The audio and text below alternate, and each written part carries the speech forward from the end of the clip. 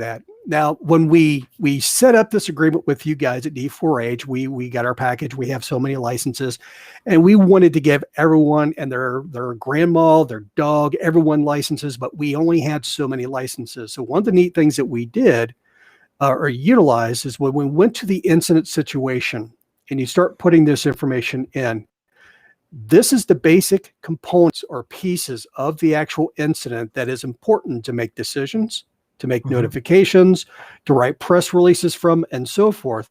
So what we have done is we've leveraged that public link. And that public link allows us to be able to share this as a PDF so that anytime we do an update, for instance, if someone places a update such as Porta toilets arrived at staging area, and then I hit that, once that person refreshes that screen, they'll be able to see what that actual link says. So I'm just going to copy this link real fast. I'm just going to show you what it looks like. This way, our elected officials can be able to scroll through and they can see the incident information. They can see who the incident commander is, where the incident took place, what the commander's intent is, safe route, which is very important when you have responders coming from different fire districts. What area is safe to go through, especially if there's a downwind plume. If the EOC is activated, what level of activation, what fire districts are involved, what agencies, and what other agencies are helping out.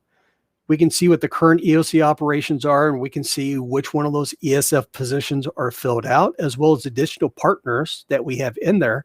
So in this scenario, we had a village that was impacted with a chemical fire. So there's going to be an evacuation.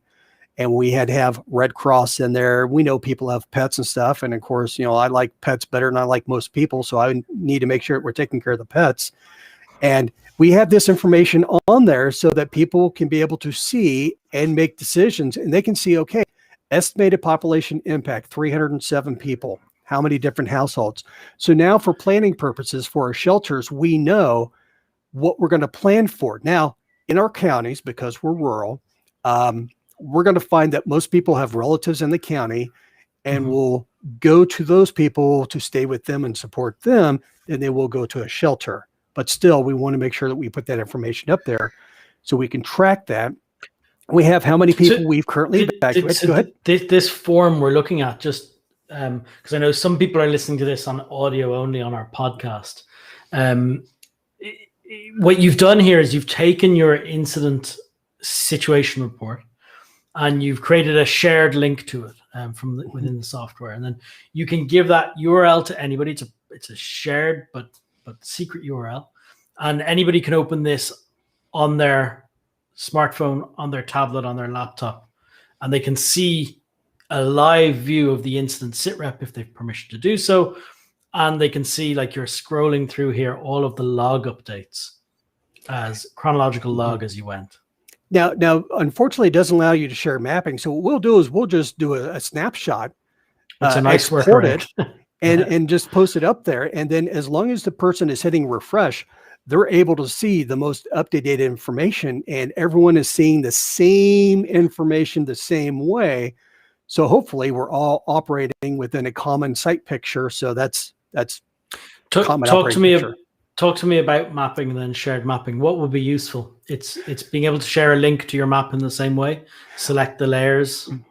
Well, I think if you've got a license, that is awesome for people to be able to access mapping and see that, because when you're doing a lot of the forms, it's very helpful to be able to click the location where you need something delivered or something's going to be used in. On the app, I think having some degree of visibility of mapping would be very helpful also, because if you're using an iPad or a portable device, that's going to be something that's important. However, I'm kind of okay with this link for the other people that you don't want to have full access. I don't want to say you want to control what they have access to, but you definitely want to control what they don't have access to. Yes, and that's very helpful.